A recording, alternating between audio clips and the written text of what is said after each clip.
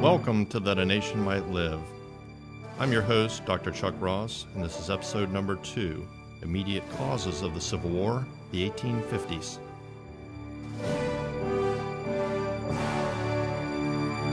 The Mexican War of 1846 to 1848 initiated the more immediate background to the Civil War.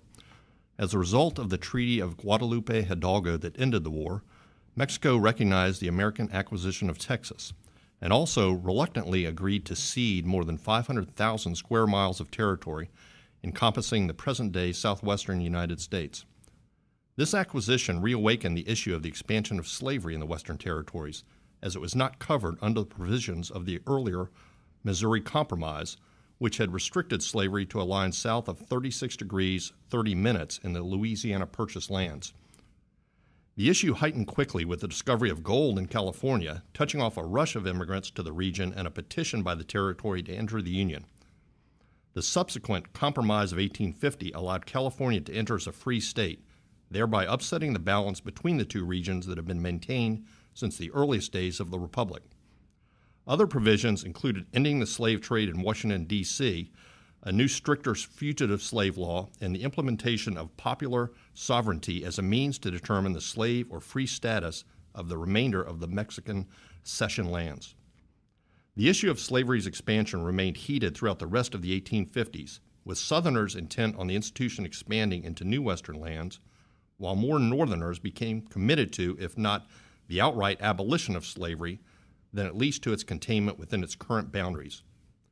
In 1854, discussion over the building of a transcontinental railroad culminated in the passage of the Kansas-Nebraska Act, which created two new territories with popular sovereignty to determine their status. The fact that these lands lay in an area where slavery had previously been excluded led to a firestorm of protest in the North. Within months, the more moderate Whig Party broke apart over the slavery issue, leaving the nation politically polarized.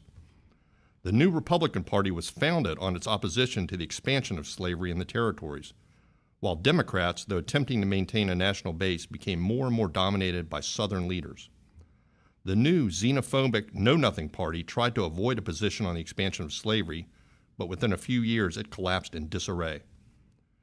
Over the next several years, the new Kansas territory became a battleground as both pro- and anti-slave factions strove for control.